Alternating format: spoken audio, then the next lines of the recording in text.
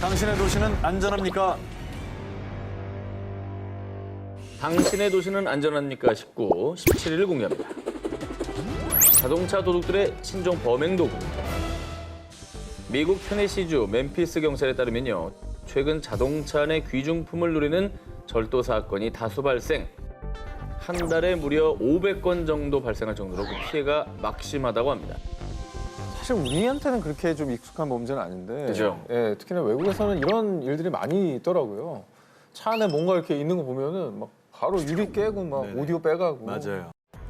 그런데 말입니다. 최근에 발생한 절도 사건의 피해 차량 대부분이 자동차 내부가 잘 보이지 않도록 자동차 유리창을 진하게 선팅한 상태였습니다. 그런데도 불구하고 아니, 어떻게 알고 값비싼 물건만 쏙쏙 가져가 버린 거지? 차 안에 지갑 등 귀중품을 둔 차량만 용케 골라서 범행을 저지른 도둑들. 멤피스 경찰에 따르면요. 진하게 선팅된 차량의 내부를 훤히 들여다볼 수 있는 도둑들만의 신종 범행 도구가 있었습니다. 이거 저건가 보다. 편광 렌즈. 오. 그 왜 낚시하시는 분들 물속에 잘 보이게 하는 수. 그런 거 있잖아요. 아, 그래요? 그거 아닙니까? 저는 약간 제가 예상할 때는 NVG라고 그게 뭐죠? 나이트 비전 가더라고 그래갖고 왜 군사 작전 할 때 이렇게 시커먼 데서도 뭔가 잘 보이는. 녹색 화면으로 이렇게 잘 보이게 하는 거 있죠. 설마. 미국 자동차 도둑들의 신종 범행 도구. 그건 말이죠. 저한테는 있고요. 두 기자님들에게도 있는 것. 스마트폰이었습니다. 에?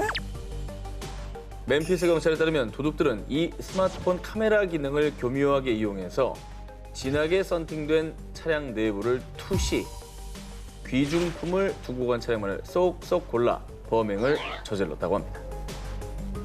스마트폰에 그런 기능이 있었어요? 그런 기능이 있어요? 있어? 또 모르는 척한다. 아니, 아, 좀 알려줘봐요. 자, 제가 취재하면서 범행 수법을 알고 정말 깜짝 놀랐습니다. 죄송하지만 자칫 모방 범죄 우려가 있기에 구체적인 범행 수법은 말씀드릴 수 없다는 점 시청자 여러분의 양해를 부탁드립니다. 아, 진짜 궁금하다. 뭐냐? 아, 근데 스마트폰은 다 있는데 이게 범죄 도구로 활용될 수 있는 방법이 있다는 건 무서운데요. 스마트폰을 악용한 도둑들의 신종 범죄. 범행 수법이 진화하는 만큼 그에 따른 대응책이 필요해 보입니다.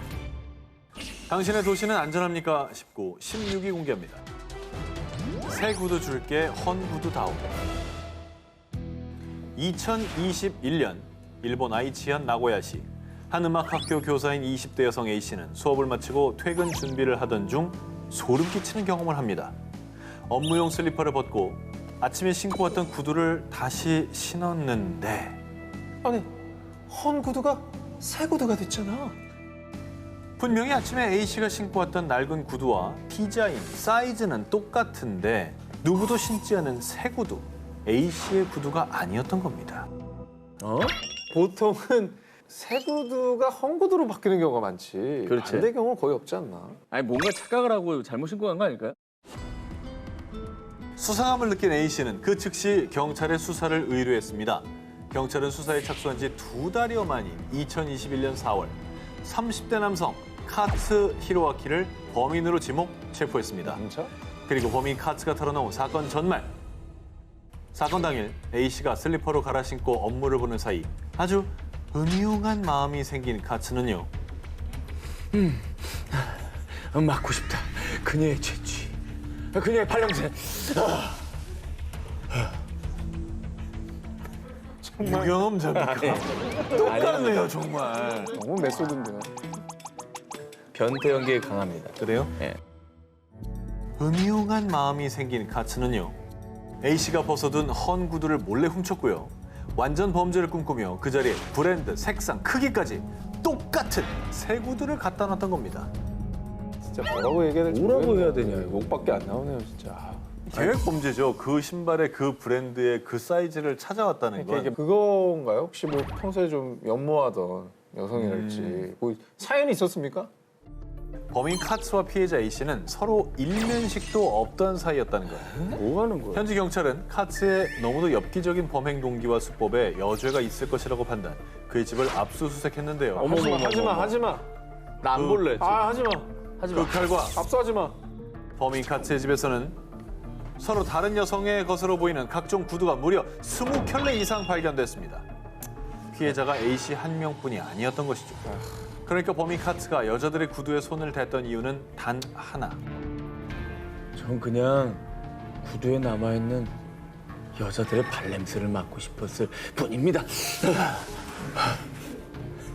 그의 변태스러운 취향 때문이었습니다. 조만간 봉준호 여러분 주제겠네요. 털니. 동양권은 좌식 문화니까 신발 벗을 일이 많죠. 많죠. 아이고 그게 아니어도 직장 출근할 때 직장에서 편한 신고 출근한 신발 벗어서 자기 책상 밑에 놓는 사람이 많잖아요. 그리고 저걸 훔치려고 계속 예의주시하며 스토킹을 했을 거 아닙니까? 그렇겠지. 따라다니면서 어디 가나. 그러니까 그게 너무 소름 끼치는 거지. 기분이 너무 나쁠 거야. 당연히 나쁘지. 그렇게 해야지. 이 사건을 접한 누리꾼들 또한 피해자는 얼마나 소름이 돋고 불쾌했겠냐. 우리 주변에도 저런 범인이 살지 어떻게 하나. 끔찍하다라며 그의 엽기적인 범행에 경악했는데요.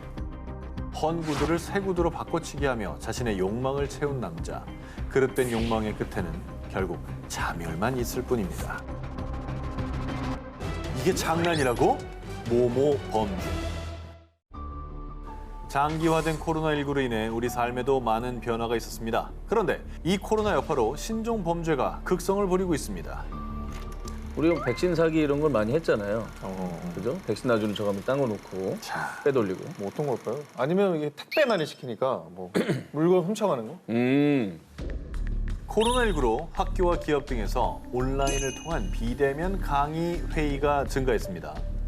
이렇게 사람들이 모인 온라인 플랫폼에서 욕설이나 음란물 등을 배포하는 범죄, 이른바 줌바밍이 기승을 부리는 겁니다.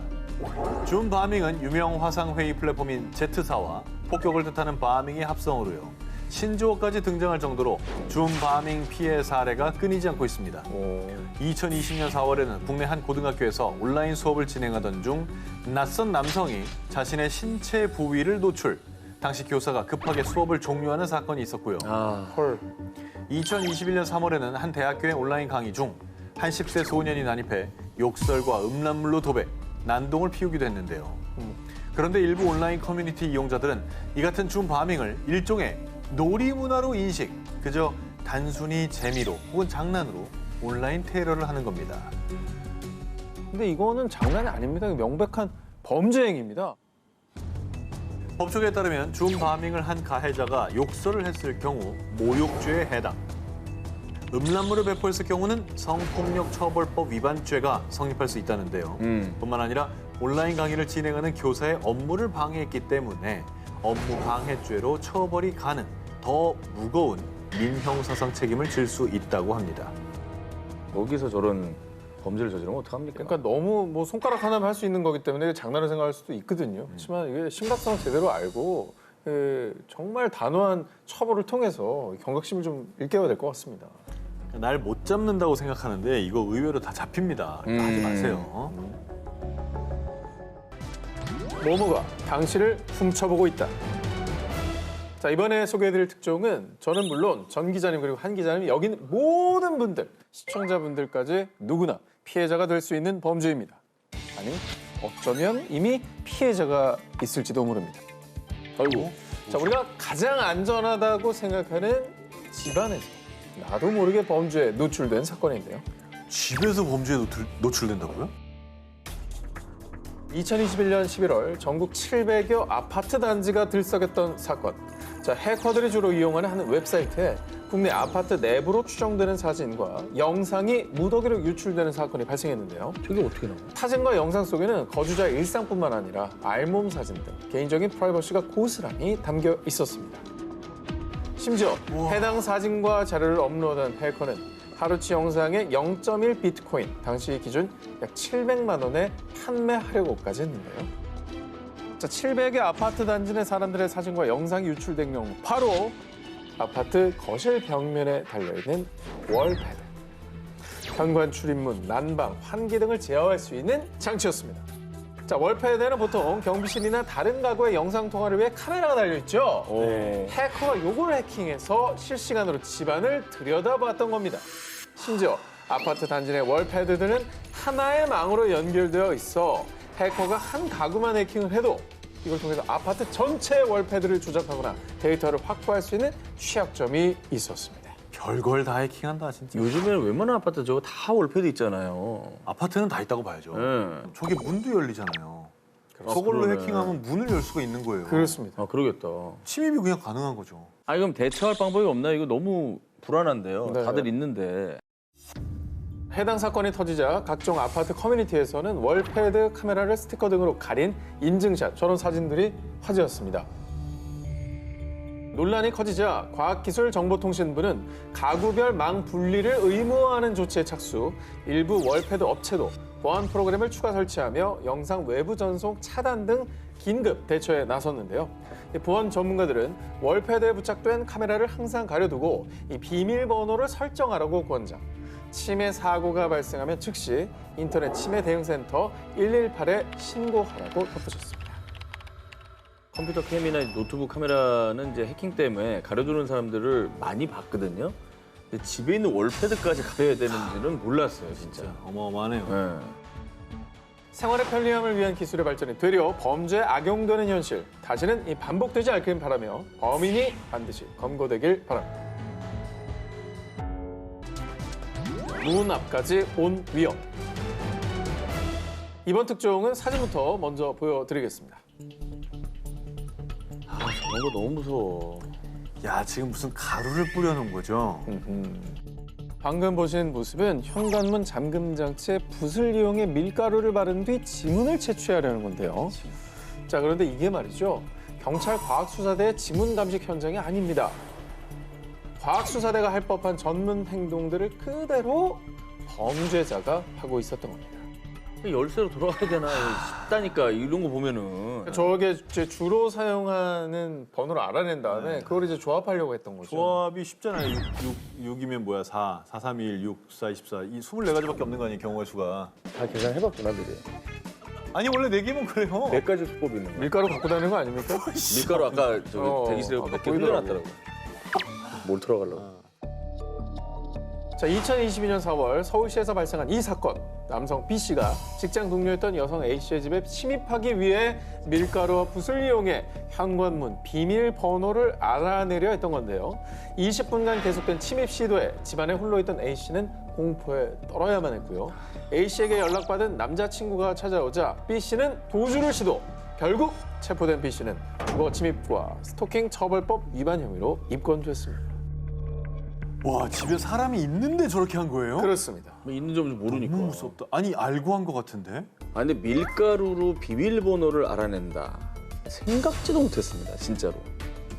거의 뭐 CSI나 뭐 국정원에서 하는 수사 기법 아니에요? 자, 그런데요. 현관문 잠금 장치를 노린 범죄 수법은 이뿐만이 아니었습니다. 2022년 1월에서 3월까지 대전과 천안 일대 아파트에서 다수의 절도 사건이 발생했는데요. 이번에 도둑들의 범행 도구는 형광펜. 도둑들은 미리 비밀번호를 누르는 도어락에 형광펜을 발라둔 뒤에요. 집주인이 비밀번호를 누르고 들어가면 집주인이 눌러서 형광펜이 지워진 위치를 보고 비밀번호를 알아낸 겁니다.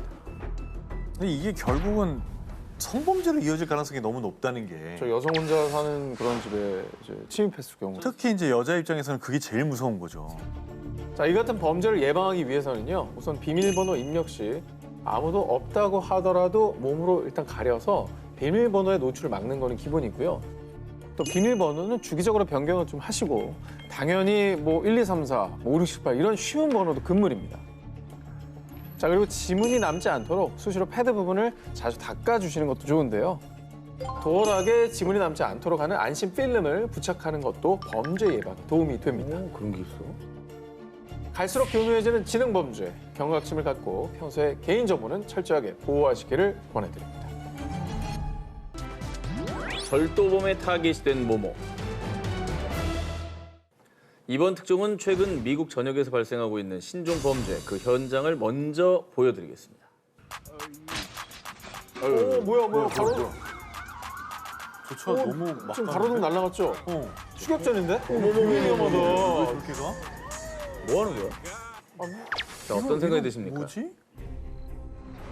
최근 미국 전역에서 심각한 문제로 대두된 차량 절도 범죄. 특징은요. 범죄 타깃이 우리나라에서 수출한 특정 브랜드 차량들이라는 겁니다. 지금까지 피해 차량 차주들이 막대한 피해를 입은 건 물론이고 해당 브랜드의 다른 차주들도 혹시 절도 피해를 입지 않을까 걱정이 큰 상황입니다. 하필 우리나라 차만 골라서 훔치는 거예요? 설마 이거 뭐 아시아인 혐오 뭐 이런 겁니까? 국내 특정 브랜드의 자동차가 미국의 10대 절도범들의 먹잇감이 된 이유. 현재 대부분의 국내 브랜드 차종에는 특정 칩의 신호가 없으면 시동이 걸리지 않는 엔진 이모빌라이저라는 도난 방지 장치가 탑재가 되어 있습니다. 그런데 미국 등 일부 국가에서는요, 이 도난 방지 장치 탑재가 선택사항. 그래서 과거 일부 시기에 생산된 국내 브랜드 차종에 이 도난 방지 장치가 없었던 것이죠. 그래서 도난 방지 장치가 없는 일부 국내 브랜드 차량이 절도범들의 타깃이 됐고요. 더 큰 문제는 해당 차량 절도 방법이 SNS를 통해 확산. You got a flathead. You stick your flathead right here, and put the flathead in there. You break it. Then you start it with a charger piece, like this. Like if you used to have a Honda Air Q, you don't ever supposed to leave a plug-in piece right here. 야, 진짜 너무 쉽다. 이렇게 공유되면 엄청나게 피해가 났겠네, 진짜. 이렇게 손쉽게 차량을 훔칠 수 있다는 게 알려지면서요. 미국의 일부 10대들 사이에서는 차량 절도를 인증하는 것이 유행처럼 퍼져서 하나의 챌린지로 이어지고 있다는 점입니다. 와, 이거는 대책이 필요하겠다. 그러니까. 갈수록 심각해지는 피해에 국내 자동차 브랜드의 미국 법인에서는요. 당국과 협력해 핸들 잠금 장치를 지원하고 도난 방지 보안 키트를 추가로 개발해 제공하겠습니다. 보안 장치가 탑재되지 않은 일부 차량 소유자들이 피해를 입지 않도록 노력하겠다고 밝혔습니다. 뭐뭐 만졌다가 마비? 이번 특종은 마치 도시괴담에 나올 법한 끔찍한 스토리지만요. 더 이상 도시괴담이 아닌 미국에서 현실로 일어난 끔찍한 실화입니다. 2022년 8월 16일 미국 텍사스주 휴스턴. 에린 밈스는 생일을 맞아 한 식당에서 남편과 생일 파티를 했는데요. 그리고 부부는 즐거운 마음으로 식당을 나와 주차장으로 향했습니다. 그런데 5분 뒤 밈스는 끔찍한 범죄의 희생자가 됐고 급히 병원으로 이송됐습니다. 5분 만에 범죄를 당했다고요? 5분 만에. 뭐 흔히 말하는 퍽치기 이런 건가요? 자, 밈스가 쓰러진 이유 다름 아닌 쓰레기 때문이었습니다. 어? 차를 타기 전 조수석 손잡이에 휴지가 꽂혀 있는 걸 본 밈스. 대수롭지 않게 여기며 손으로 휴지를 주워 버렸습니다. 그리고 식당 화장실에서 손을 씻고 차로 돌아왔는데 그 순간 And maybe like 5 minutes, my whole arm started tingling, started feeling numb, and then I couldn't breathe. I started getting hot flashes, my chest was hurting, my heart was beating really fast. 민수의 팔 전체에 마비 증상이 오더니 급기야 발열과 호흡 곤란 증상까지 발생. 결국 민수는 병원으로 긴급 이송됐습니다. 도시괴담 중에 이런 얘기 비슷한 얘기 많았잖아요. 그러니까 이게 그냥 현실판으로 벌어진 거네. 장갑을 끼고 다녀야 되나? 뭐 어떻게 해야 되는 거야 도대체? 열쇠 차고 장갑 끼고 이러다가 좀 어떻게 해야 됩니까? 옛날로 돌아가야 됩니다 이거. 밈스가 병원에서 소변, 혈액 검사 등 각종 검사를 실시한 결과 밈스의 증세는 급성 약물 중독. 더 큰 문제는 약물의 정체도 확인되지 않았다는 겁니다. 밈스를 노린 거예요? 아니면 묻지마 테러예요? 알 수 없죠. 그것조차도 알 수 없는 거죠. 아니 그러니까 보통 차에 전단지 같은 것도 많이 꽂혀 있고 다 빼서 뭐 쓰레기 버리잖아요. 있으면 그냥 버리게 되잖아요. 아, 누가 여기다 꽂아놨어? 그러고 버리겠죠. 야 이거는 그것도 아예 못 건드릴 거 아니야. 이게 너무 무서우니까. 뭔지 모르니까. 내가 피해자가 될 수도 있는 거고. 밈스는 해당 사건을 자신의 SNS에 공유하며 앞으로는 밖에서 정체를 알 수 없는 쓰레기를 맨손으로 만지지 말라며 경고했는데요. 여러분, 앞으로 절대 쓰레기를 보더라도 맨손으로는 만지지 마시기 바랍니다. 모모에 오염된 지폐를 조심하세요. 자, 이번 특종은 사진으로 먼저 보시겠습니다. 뭐야, 돈이 여기다 불타 있어요?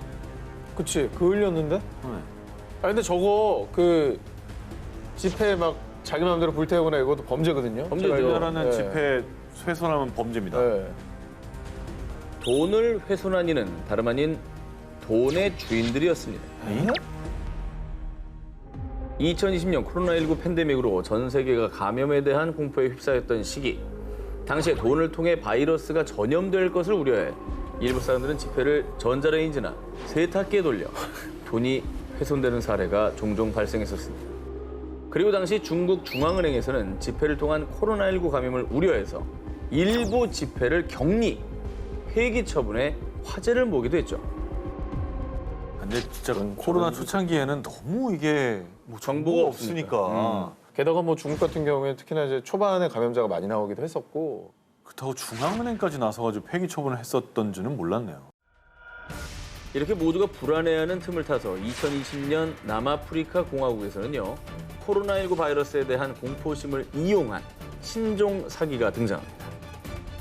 사기꾼들은 주택가를 돌며 중앙은행 직원이라며 위조한 신분증을 보여준 뒤 지폐나 동전을 통해 코로나19에 감염될 수 있다며 불안감을 조장, 돈을 소독해서 돌려주겠다며 지폐와 동전을 수거하고 나중에 은행에 돌려받으러 오라며 허위 영수증까지 발급을 했습니다. 야, 저런 말을 믿었을 수도 있을 것 같아요. 중국에서 아까 폐기했다고 했잖아요. 수거해서. 그렇죠. 그러니까 그런 뉴스 봤던 사람은 더 믿었겠죠. 이에 남아공 중앙은행은 어떠한 상황에서도 직원을 보내 현금을 수집하는 일은 없다며 중앙은행 직원을 사칭한 범죄에 각별한 주의를 당부했습니다.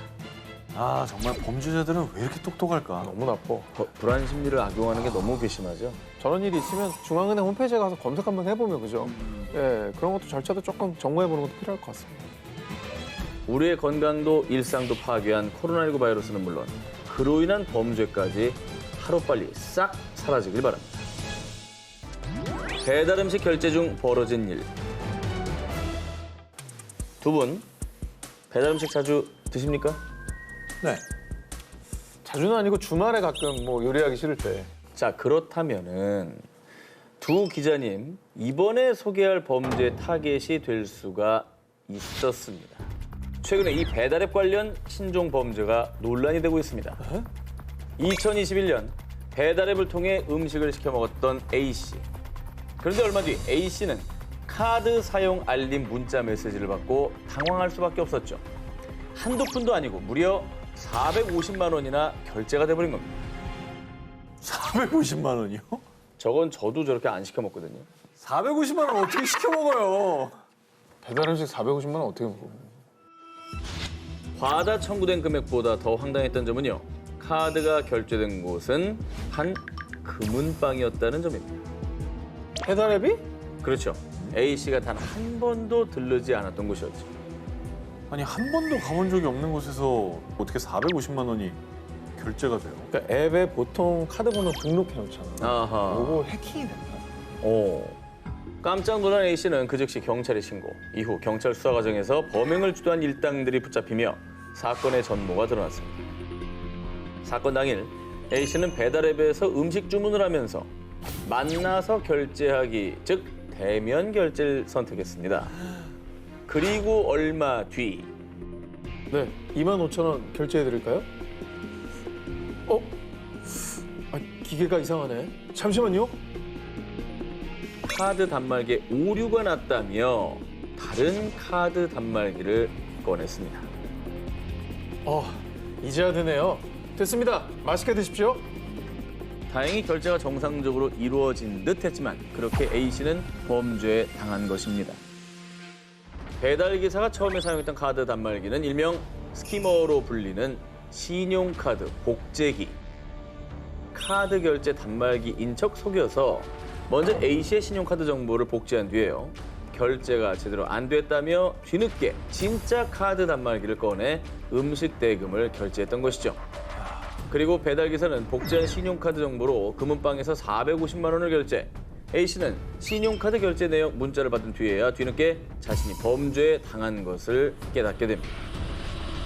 결제할 때는 실제로 주문 액수만 딱 찍히니까 이상한 문제 없다. 넘어갔겠지. 근데 정보는 다 넘어간 거지. 그렇지. 복제는 이미 된 거고. 야, 이거는 정말 누구라도 당할 수 있겠다. 이에 경찰은 추가 수사에 박차를 가하는 한편 범죄 예방을 위해 가급적 온라인상 선결제를 우선적으로 하는 등의 대안을 제시했습니다. 그런데 말입니다. 지금도 전국 곳곳에서 얼마나 많은 배달 기사님들이 고생하고 계십니다. 이런 일부 사람들의 범행 때문에 서로 간에 오해가 생기면서 애꿎은 배달 기사님들까지 피해를 보는 일은 없어져야겠습니다. 보이스피싱 안 당할 자신 있나요? 두 기자님은 보이스피싱 수법하면 뭐 어떤 것들이 먼저 떠오릅니까? 요새 코로나 때문에 좀 어려워진 사람들 있잖아요. 네. 그 어려워진 사람들을 정부에서 대출을 해주기로 했다. 아니면은 가족 중에 누가 위험하다거나 이런 걸 번호를 해킹하면서 진짜 그 사람의 번호로 요즘에는요. 보이스피싱 수법이 더 교묘하고 더 치밀하게 업그레이드 됐습니다. 2022년 3월 40대 의사 A씨는요. 지방검찰청 소속의 검사라고 주장하는 한 남성으로부터 A씨의 가상자산 계좌가 도용됐다며 수사를 위해 보유한 가상자산을 다른 곳으로 옮기라는 연락을 받았습니다. A씨 또한 의심을 품었고 가상화폐 거래소 공식 번호 및 금융감독원에 전화해서 사실 확인을 했습니다. 그런데 돌아온 말은요. 수사 대상이 맞다라는 대답. 그리고 검찰 수사관이 연락드릴 겁니다. 수사가 본격적으로 진행되면 안내하는 대로 따라주시면 됩니다. 라는 안내였습니다. A씨는 이후 대출을 실행해서 실제 출금해 봐야 명의가 범행에 연루됐는지 알 수 있다는 수사관의 이야기에 대출을 받았고요. 예적금, 보험 등을 모두 해약, 현금을 금감원 직원에게 전달했습니다. 아니 근데 금감원 공식 번호로 전화해서 확인했다며? 그렇습니다. 그럼 금감원 공식 번호를 받은 사람이 저 보이스피싱 일당이었던 거예요? 나름 확인한다고 해봤지만 A씨는 결국 보이스피싱 역대 최대 금액인 총 41억 원의 피해자가 됐습니다. 와 41억 원 진짜 어우. 거래소에 전화해. 금융감독원 다 전화해. 그렇지. 사실 확인했는데 2중, 3중으로 이게 어떻게 걸린 겁니까? 이게? 속수무책으로 당할 수밖에 없었던 이유를 공개합니다. 보이스피싱 조직은 A씨에게 위조한 구속영장과 공문, 그리고 보안 프로그램이라며 링크를 하나 보냈는데요. 보내준 링크는 다름 아닌 악성 앱이었습니다. A씨가 링크를 클릭하는 순간 보이스피싱 조직은 A씨의 휴대폰을 해킹합니다. 그리고 개인정보 유출은 물론이요. 원격 조종을 통해 금감원과 은행, 경찰 등 관련 기관 어디에 전화를 걸어도 보이스피싱 조직에게 전화가 오도록 했던 겁니다. 다른 전화로 하지 않았으면 모르는 거였군요. 그렇죠. 뭐 당황하셨어요? 이거 옛날 얘기입니다. 그 이제 그렇게 안 해요. 그렇게는 절대 돈을 빼내지 않습니다. 자, 그뿐이 아닙니다. 띵동. 귀하께서는 서민 경제 회복을 위한 정부 특별 저금리 대출 신청 대상으로 선정되셨습니다. 땡동. 고객님께서는 소상공인과 취약근로층을 위한 긴급 처방 민생 안전지원금 지급 대상이십니다. 이 또한 대부분 사기입니다. 저금리 대출 상품으로 변경해 준다거나 지원금을 준다는 명목으로 개인정보 등을 빼내서 금전적 피해는 물론이고 해당 계좌를 보이스피싱으로 갈취한 자금들의 인출책, 자금책으로 이용해서 자칫하면 나도 모르게 가해자가 돼 범죄에 연루될 수도 있습니다. 그 방법이 얼마나 교묘하고 치밀했던지 2019년에는 한 경찰서 강력팀장까지 비슷한 수법으로 당했다고 합니다. 야 이제 당한 사람을 바보라고 할 수도 없겠군요. 경찰이 당했어요. 경찰 강력팀장이 당했다니까. 누구나 범죄 대상이 될 수 있다는 거죠. 수사기관과 제도권 금융회사 및 관공서는요. 전화, 문자를 통한 개인정보, 자금, 앱 설치 등을 절대 요구하지 않습니다. 주의하세요. 또 주의하세요. 그녀를 믿지 마세요. 길고 긴 솔로 생활 끝에 인연을 만들고자 데이트 앱을 다운받은 남성 A씨. 자, 여러 프로필 중 러브 타입 할 것 같은 한 여성에게 호감을 표시를 하고 친추도 하고 대화를 요청했습니다. 준이님 안녕하세요. 너무나 제 스타일이세요. 어머 안녕하세요. 무무님도 스타일 좋으시네요. 준이님은 쉴 때 뭐해요? 난 캠핑 좋아하는데. 우리 되게 통한다. 저도 캠핑 좋아해요. 오래간만에 느끼는 설렘과 기분 좋은 예감에 잔뜩 들뜬 A씨. 뭐야? 벌써 포인트 다 썼어? 얼른 충전해서 같이 캠핑 가자고 메시지 보내야지. 무무님 오늘 하루 뭐 했어요? 난 여행 왔는데 사진 볼래요? 사진? 볼래. 아, 뭐야? 포인트가 또 없어? 충전. 아, 대화를 하거나 뭐 사진을 보거나 그러려면 포인트가 필요한 거군요. 예. 뭐야, 이게? 이 앱이 좀 그랬습니다. A씨는 포인트 결제로 순식간에 400만 원을 당첨. 뭔데, 이게? 그런 아이, 나 순진한 놈 저 텐다. 쭈니? 아, 오글거리네. 사실 A씨가 설렘과 함께 대화한 상대는 여성이 아닌 남성. 사기꾼들은 데이트 앱을 통해 남성들을 상대로 여성인 척했고요. 이성과 대화나 또 사진을 주고받을 때 필요한 포인트 결제를 유도. 이 포인트를 현금화하는 수법으로 돈을 챙기는 신종 사기였던 건데요. 이들은 2020년 9월부터 약 1년 반 동안 무려 3만 명에게 12억 원을 뜯었지.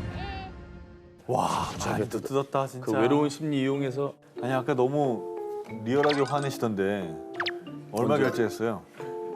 아니, 여보세요. 네? 내가 데이트 앱까지 쓸 정도로 그렇게 외롭진 않아요. 눈동자 떨리면서 얘기할 거예요? 내 400만 원. 전화기 꺼내봐. 지워줄게. 근데 밑도 끝도 없이 이제 외로워서 대화 막 하고 그러면 계속 돈 나가는 거 아니에요? 그럼 뭐 사진 계속 보내고 그러면 보고 싶을 거 아니에요. 그 사진도 당연히 자기 사진 아니고 어디서 퍼왔을 거고. 당연하지. 자, 이들은 사기를 위해 체계적으로 범행을 준비해왔습니다. 먼저 남심을 공략하기 위해 남성들의 관심을 끌만한 대화 주제 또 말투를 교육받았고요. 심지어 피해자들과 대화 시 실시간으로 대화를 피드백, 저뿐만 아니라 눈길을 끌 수 있는 프로필 사진을 도용하기까지 했습니다. 그리고 교육받은 남성 조직원들은 여러 계정을 만들었고요. 한 명당 5명에서 16명까지 최대한 많은 남성들을 끌어들여 포인트 결제를 유도했는데요. 하지만 조직원 중 한 명이 체포되면서 이들의 범행도 결국 세상에 드러났습니다. 작정하고 속이면 사실 누구라도 당할 수 있는 거 아니에요? 그렇죠. 데이트 앱 중에 뭐 정상적으로 하는 게 네. 있을 거 아니에요. 방법이 없지 뭐. 진짜 이거는 당하고도 모르는 사람들 많을 거예요. 조심해야겠습니다. 여러분, 아무리 외로우셔도 사랑은 포인트나 또 돈으로 주고 살 수 있는 건 아닙니다. 마음으로 주고받는 게 진정 가치 있는 만남 아닐까요? 나도 모르게 모모와 약속? 2019년 2월 일본 도쿄에 거주하는 A씨가 받은 한 통의 전화. 사사츠카 경찰서입니다. 주민분들 안전 확인을 위해 전화드렸는데요. 현재 집에 거주하는 사람이 몇 명이십니까? 애들은 다 시집 장가 보냈지. 나랑 영감이랑 둘이 살죠.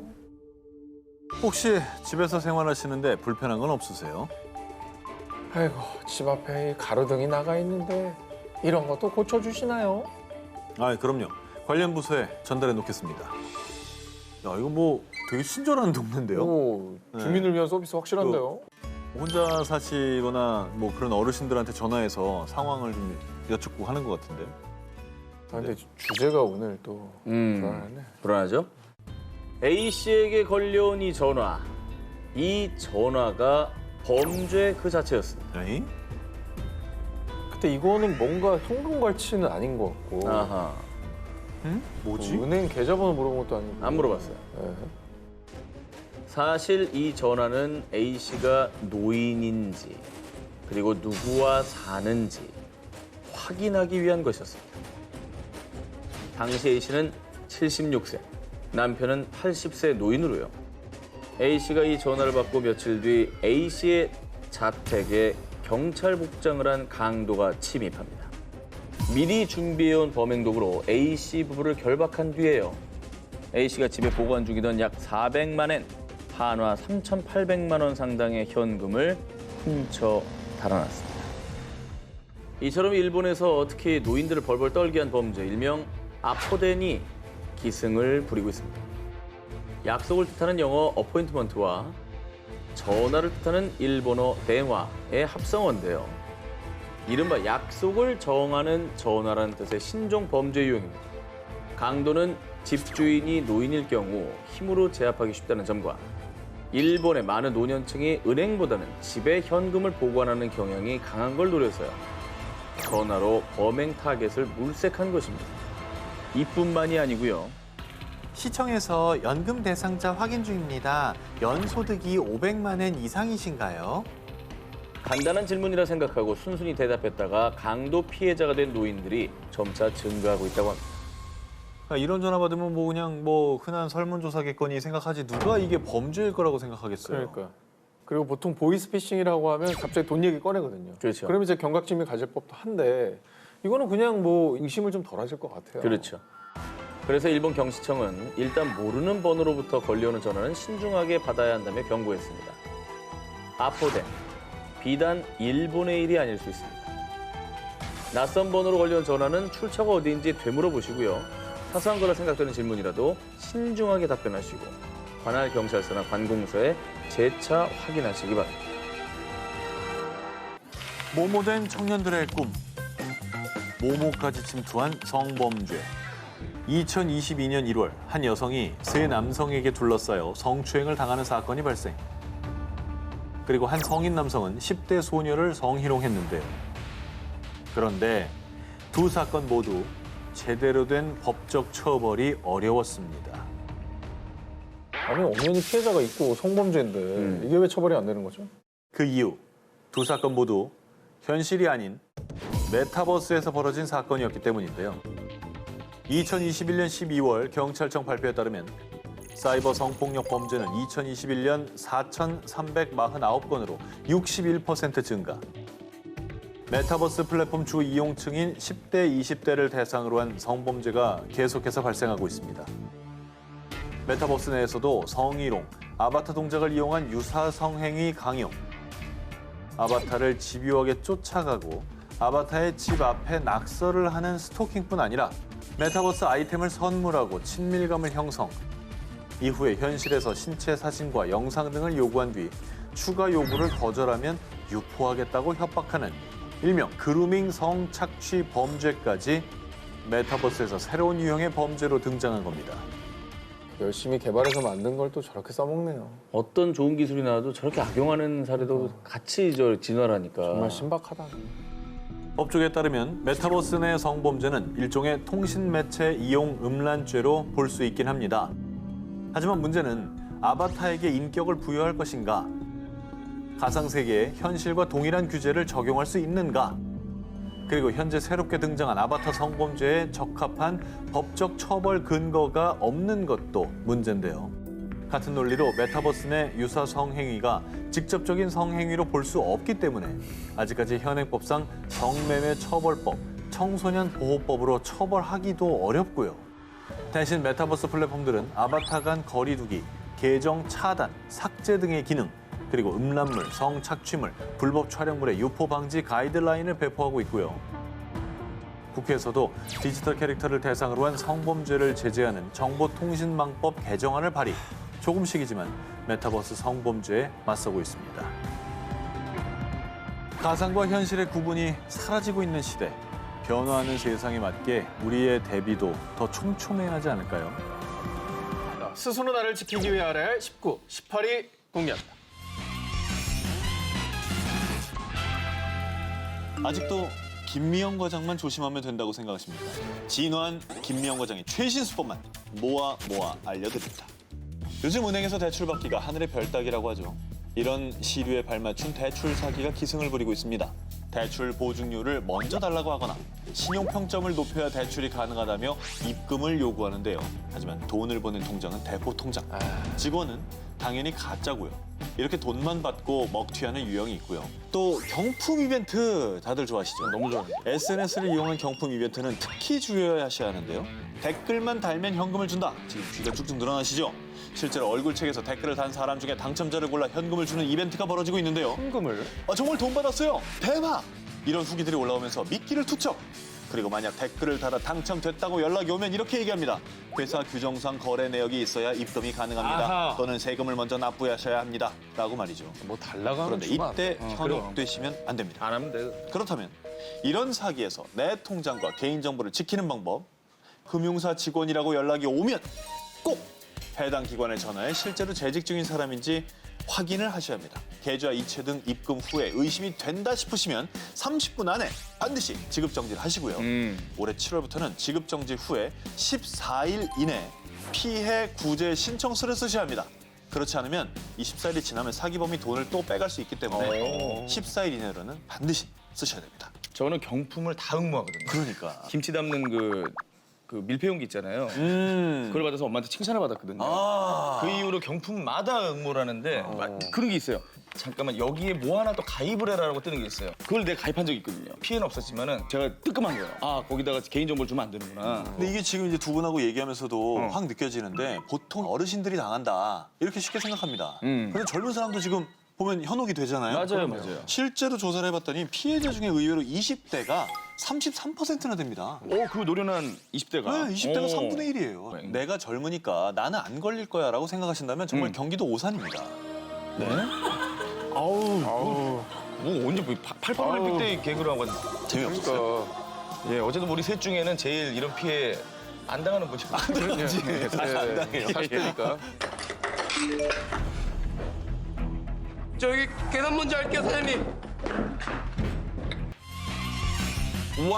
와이파이 주의보입니다.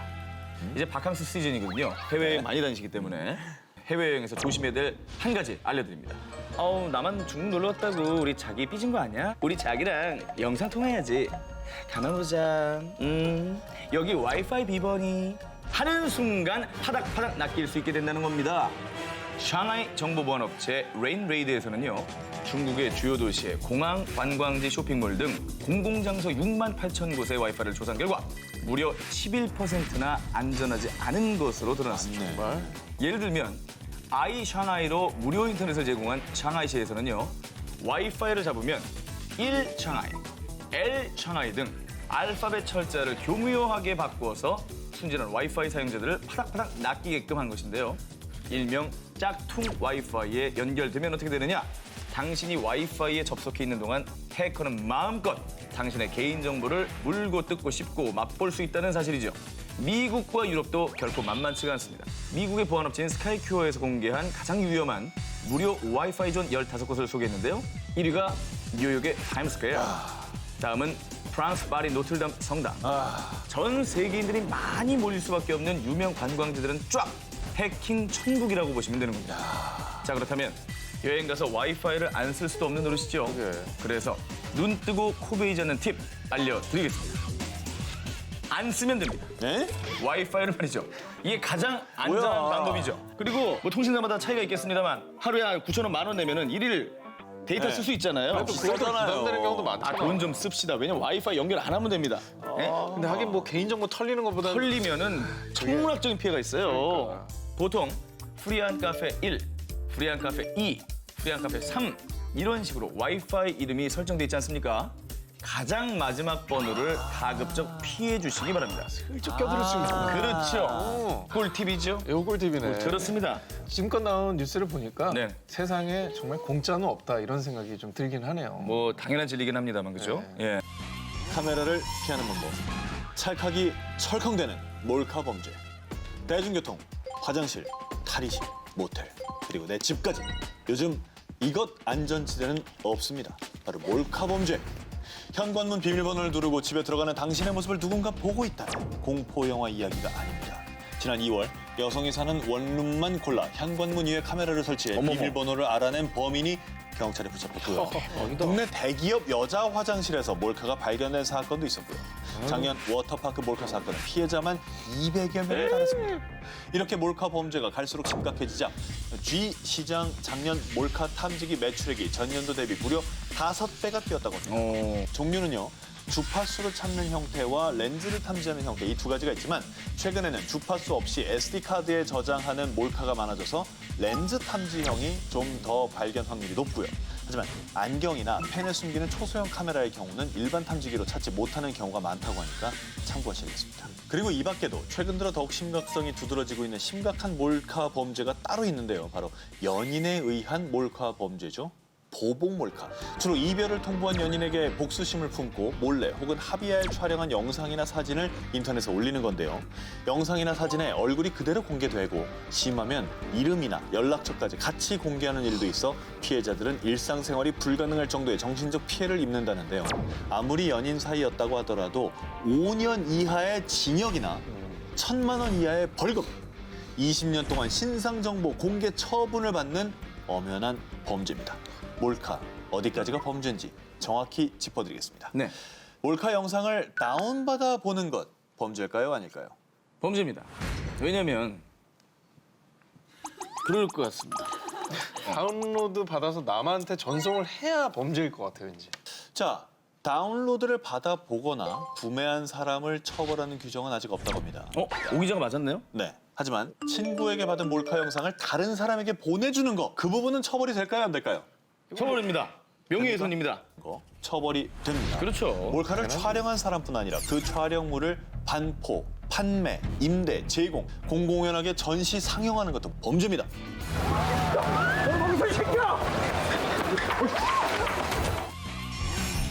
내 집에 강력 우범지대가 있다?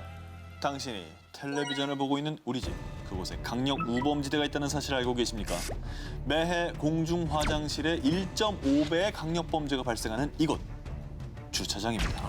실제 2011년에서 2014년에 벌어진 강력 범죄의 경찰청 통계를 보면 주차장에서 벌어진 강력 범죄는 327건으로 공중 화장실에 222건보다 1.5배 많고요.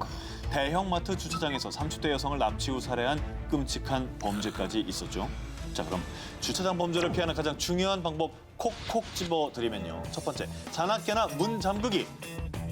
주차장 범죄에서 가장 취약한 순간은 차량 문을 열고 운전석에 올라타는 바로 그 짧은 순간입니다. 두 번째, 멀리서 스마트 키로 뾱뾱. 미리 차문을 여는 건 절대 금물. 또 주차 위치도 무척 중요합니다. 기본적으로 출입구 근처나 CCTV 앞에 주차하는 게 좋다는 건 잘 아실 텐데요. 모든 차가 모두 해당되는 건 아니겠지만요. 범죄에 이용되는 차는 대부분 짙은 썬팅이 돼 있는 차니까요. 주차할 때 좌우 차량 특히 눈여겨봐 주시고요. 또 한밤중에 전화가 옵니다. 따르릉, 차 좀 빼주세요. 차에 펑크가 났는데요. 이런 전화가 걸려왔다. 그러면 당연히 서둘러 나가시겠죠? 그렇죠? 하지만 그 전화가 범죄에 덧칠 수도 있습니다. 범죄자들은 며칠간 여성 운전자 차량을 관찰한 뒤에 범행을 벌인다니까요. 혹시나 모르는 덫에 걸리지 않기 위해서 이런 전화를 받으셨다면 반드시 가족이나 경비원과 동행하시기 바랍니다. 한석준 기자의 남은 하나는 과연 몇 에 있을지 궁금해하면서 지금 나올 것 같은 느낌이 들죠. 예. 스스로 나를 지키기 위해 할 19, 9위 과연 누구에게 살지 공개합니다. 9위 걱정마 내가 네 앱이다. 에이? 앱이다. I'm your father가 아니라 어플리케이션. I'm your app. 안전 밝고 못이 중한데 게임. 너 그래도 배우 아니니? 그저 연기를 예. 안전 밝고 못이 중한데 게임, 쇼핑. 그런 어플이 무엇이 중하냐고? 무엇이 중한지도 모르면서! 오! 야, 메소드예요. 혹시 여러분의 안전을 지켜줄 이 앱들도 다운을 받아 놓으셨나요? 자, 지금부터 스마트폰 안전 앱과 함께하는 저 오상순의 하루를 소개하겠습니다. 자, 토요일 오후 누군가가 오상순의 집 문을 두드리고 택배 왔습니다를 외치면 혼자 사는 상순이는 고민에 빠지게 되죠. 자, 택배 기사를 사칭해 벌어지는 각종 범죄들이 떠오르기 때문이죠. 자, 이럴 때는 휴대폰을 켜고 이 앱을 실행시키시면 됩니다. 자, 문을 열기 전에 1분, 3분, 5분 등 원하는 시간을 설정해 놓고 시작 버튼을 누른 다음 택배를 받은 후 돌아와서 종료 버튼을 누르면 되는 앱인데요. 만약 위험한 상황에 처해 제 시간에 돌아와 종료 버튼을 누르지 못하면 가족, 경찰 등 미리 지정해 놓은 전화번호로 구조 요청 메시지가 전송이 됩니다. 집구입니다. 집 구하기 꿀팁.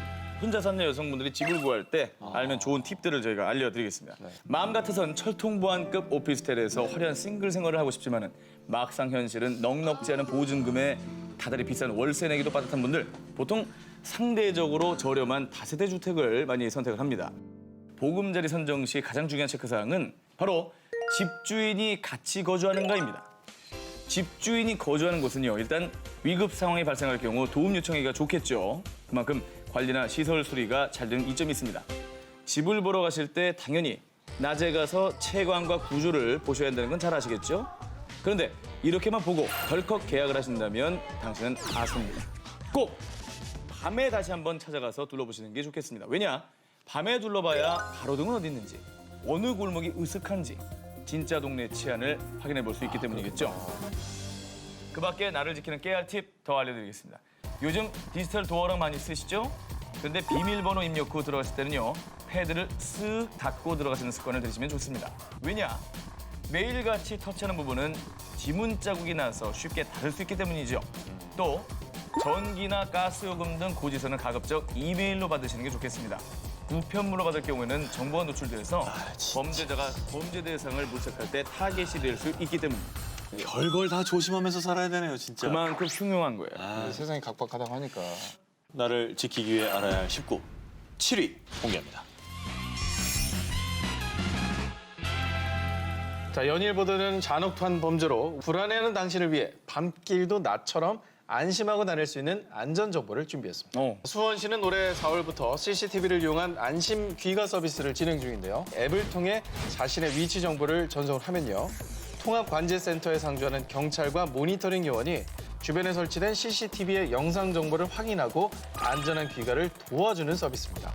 자, 만일 CCTV 속 시민이 위험에 처할 경우 이를 모니터링하고 있던 경찰과 모니터링 요원은 해당 위치와 가장 가까운 지구대로 신속한 신고를 하고요. 네. 실시간으로 보호자에게 위치를 알려주는 등 긴급 대처가 가능합니다. 이외에도 많은 팁이 있는데요. 뭐 늦은 밤에 여자친구 또는 내 아이가 납치됐다. 뭐 여기가 어딘지도 모르겠고 범인에게 들킬까 봐 신고도 못할 상황이다. 이럴 때 버튼 하나만 누르면 즉시 위치를 파악해서 경찰이 출동해주는 서비스가 있습니다. SOS 국민 안심 서비스라고 하는데 근처 지구대, 파출소, 경찰서에 비치된 가입 신청서가 있습니다. 이 가입 신청서를 신청을 해서 제출하면 여기가 어딘데요? 빨리 와주세요. 얘기하지 않아도 위치 정보가 절대 장난 전화로 오인되지 않고 이 경찰이 출동하는 서비스입니다.